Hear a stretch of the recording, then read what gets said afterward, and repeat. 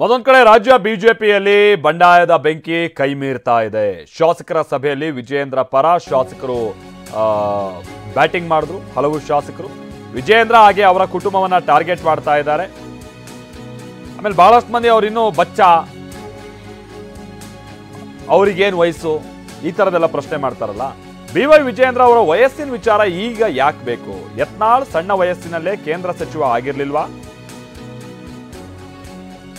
ಅದೇ ರೀತಿ ವಿಜಯೇಂದ್ರ ಅವರಿಗೂ ಅವಕಾಶ ಸಿಕ್ಕಿದೆ ಅಷ್ಟೇ. ರಾಜ್ಯ ಉಸ್ತುವಾರಿ ಮುಂದೆ ಈ ತರನಾದ ಸಂಗತಿಗಳನ್ನ ಇವತ್ತು ಬಿಜೆಪಿ ಶಾಸಕರಿಗೆ ಹೇಳಿದ್ದಾರೆ. ಈ ಮುಖೇನವಾಗಿ ತಮ್ಮಲ್ಲಿರುವಂತ ಆ ಮುನಿಸನ್ನ ಇವತ್ತು ಅವರು ವ್ಯಕ್ತಪಡಿಸಿದ್ದಾರೆ. ಕೆಲ ಶಾಸಕರುಗಳು ಪ್ರಮುಖವಾಗಿ BY ವಿಜಯೇಂದ್ರ ಪರ ಬ್ಯಾಟ್ ಬೀಸಿದ್ದಾರೆ.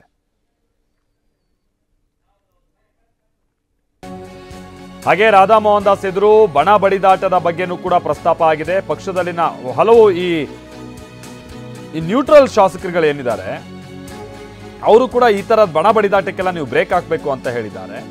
ಆಮೇಲೆ ಕೆಲ ಮಾಜಿ ಶಾಸಕರುಗಳು ಯತ್ನಾಳ್ ವಿಚಾರ ಪ್ರಸ್ತಾಪ ಮಾಡ್ತಾ ಇದ್ದಾಗೆ, ಹೌದಪ್ಪ ಅವರು ಮಾಡಿರೋ ತಪ್ಪು, ನೀವೇನ್ ಮಾಡುತ್ತಿದ್ದೀರಾ? ಪ್ರಮುಖವಾಗಿ ರೇಣುಕಾಚಾರ್ಯ ಹಾಗೆ ಪ್ರೀತಮ್ ಗೌಡ ಅವರ ವಿಚಾರವಾಗಿ ಪ್ರಶ್ನೆ ಮಾಡಿದ್ರಂತೆ. ಎಲೆಕ್ಷನ್ ಟೈಮ್ನಲ್ಲೆಲ್ಲ ನೀವೇನ್ ಮಾಡಿದ್ದು? ನೀವು ಇದೇ ರೀತಿಯ ಅಂತ ಬಂಡಾಯ ಮಾಡಿರೋದು, ಪಕ್ಷಕ್ಕೆ ಡ್ಯಾಮೇಜ್ ಆಗೋ ಕೆಲಸ ಮಾಡಿದಿರಲ್ವಾ ಪ್ರೀತಮ್ ಗೌಡ ಹಾಗೆ ರೇಣುಕಾಚಾರ್ಯ ನೀವೆಲ್ಲ. ಇದನ್ನು ಕೂಡ ಪಕ್ಷ ಗಮನ ಕೊಡುತ್ತೆ, ಎಲ್ಲವೂ ಸರಿ ಹೋಗುತ್ತೆ, ಮೊದಲು ಗುಂಪುಗಾರಿಕೆ ಮಾಡೋದು ಬಿಡಿ ಅಂತ ಮಾಜಿ ಶಾಸಕರಿಗೆ ರಾಧಾ ಮೋಹನ್ ದಾಸ್ ಕಿವಿ ಮಾತನ್ನ ಹೇಳಿದ್ದಾರೆ.